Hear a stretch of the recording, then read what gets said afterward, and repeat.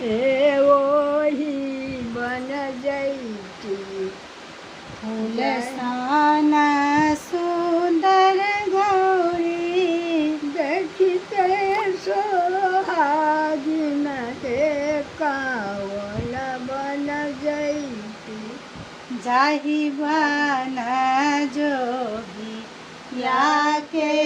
बास हे ओही बन जेती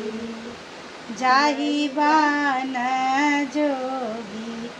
या के बास हे ओही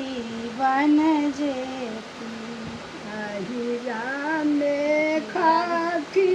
गौरी पूरी जिलेबी हे कावन बन जेती तपोवन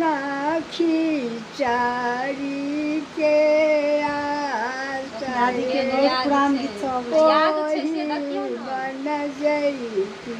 तपोवन खिचरी के आस हे ओही बन जेती नहिरा में पहिरथी गौरी पियर पीताम्बर हे कावन बन जेती तपोवन में गुदरी के आस